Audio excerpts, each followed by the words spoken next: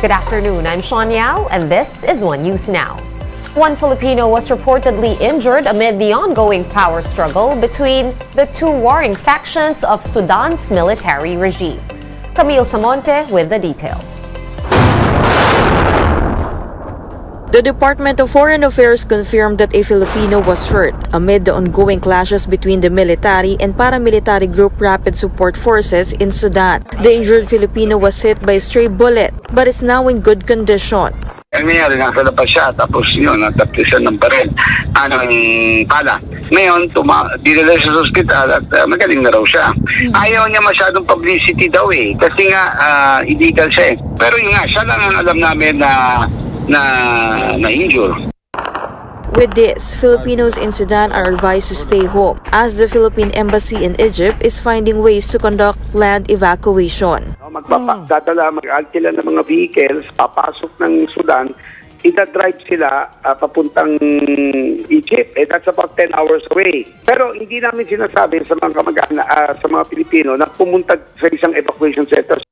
Based on the latest data, there are more than 400 Filipinos in Sudan. The Philippine Embassy in Egypt has received 86 requests for evacuation and repatriation from Filipinos who are affected by the ongoing violence in Khartoum, Sudan. Of them is John Deza, who lives near a military base. He says they are now running out of food supply and there's no electricity. Mga aeroplano po, sinunog po nila. Ayan po yung ano po dito. Medyo hindi po kami okay kasi wala pa pong lumalapit sa amin mga tulong. Wala pa po kami ditong mabilang pagkain, tubig, kuryente po, wala po lahat. Sarado po lahat. Aside from this, they also need to be wary of looting residents. May mga ibang lugar na nagluluting na sila, pinapasok nila ibang bahay. Meron ng ibang lugar na gano'n. Pinagnanakawan na sila. Pinagnanakawan na yung ibang bahay. Yan ang kinakatakot namin kung yan ang gagawin sa amin na papasukin na kami dito.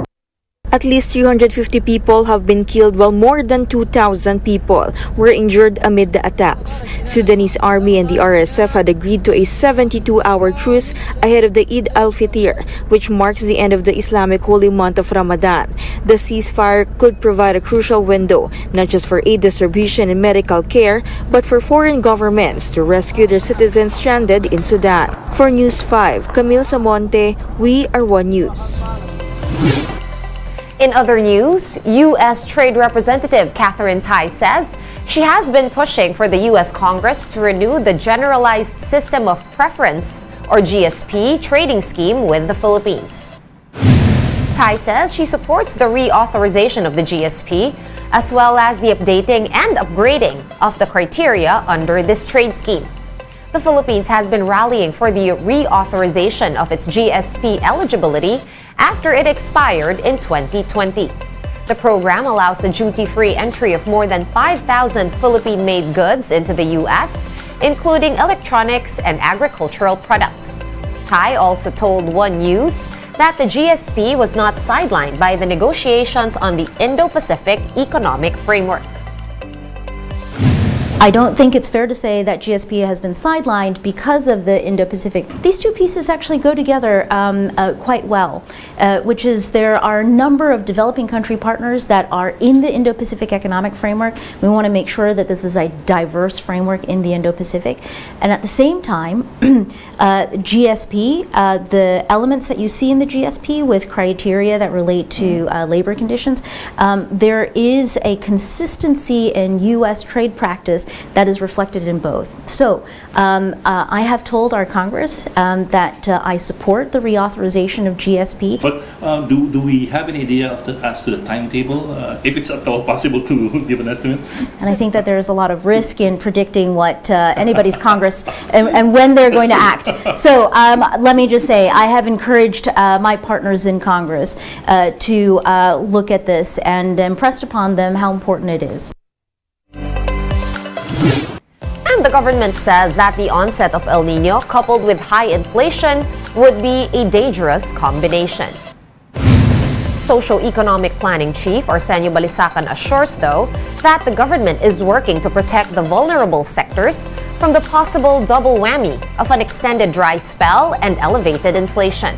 The State Weather Bureau had earlier projected that El Nino is likely to hit the Philippines in the second half of this year.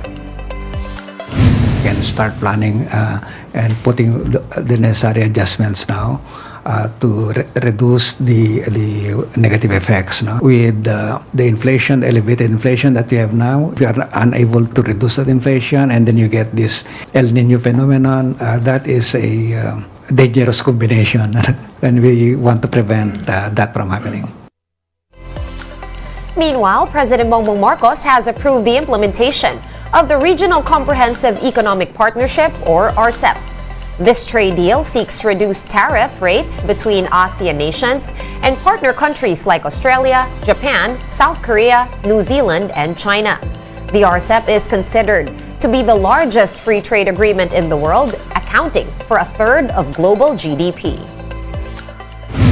The agreement also establishes clear, stable, and predictable rules on trade and investments in our region, which makes it more convenient and competitive for Philippine businesses and investors to be integrated into the global economy.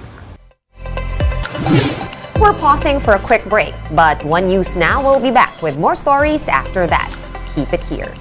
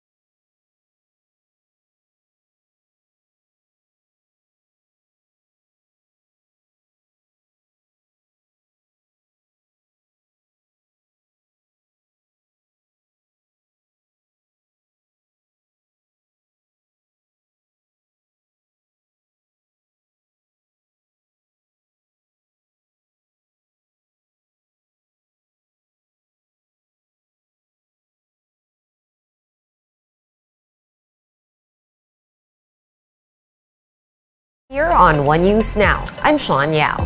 Pag-asa recorded heat indices that hit dangerous levels in several parts of the country on Thursday. The heat index in Dagupan City and Pasay City reached highs of 43 degrees Celsius. In the cities of Butuan, Masbate, and Zamboanga, temperatures soared to a real feel of 42 degrees Celsius. Pag-asa is advising the public to take precautionary measures as heat stroke is probable in areas where the heat index climbs to anywhere between 42 to 52 degrees Celsius. So, inaasahan po natin ito gawa ng ang umiiral nating weather system sa kasalukuyan ay itong easterlies na nagdadala siya ng mainit na hangin mula sa karagatang Pasipiko. Tapos meron tayong high pressure system sa northeast ng Philippines. So ito po ang mga kaya clear skies tayo.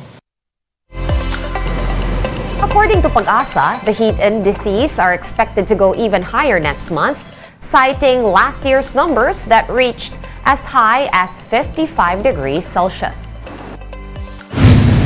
In-expect po kasi natin during the month of May, doon po natin natatala yung mga matataas na heat index. Sa katunayan, last year, ang pinakamataas po nating na-record na heat index ay 55 degrees Celsius sa Dagupan. Ito po ay nangyari noong May 1, 2022. Sa kasalukuyan po ay hindi pa tayo El Nino, i-correct ko lang po. Let's now take a quick look at today's other top stories. President Bongbong Marcos extends his warmest salam to the Muslim community as the country observes Eid al-Fitr. In a message, Marcos encourages our Muslim brothers and sisters to sustain the values and teachings learned during the holy month of Ramadan. The number coding scheme in Metro Manila has been suspended today, April 21. This as the country observes Eid al-Fitr, or the Feast of Ramadan. And the Private Hospitals Association of the Philippines observed a 200% increase on hospitalizations due to dengue. 27,000 cases of dengue fever have been recorded from January to March of this year, which is 94% higher compared to the same period last year. One News Now will be back with the latest stories at 6:30 p.m. I'm Sean Yao. We are One News.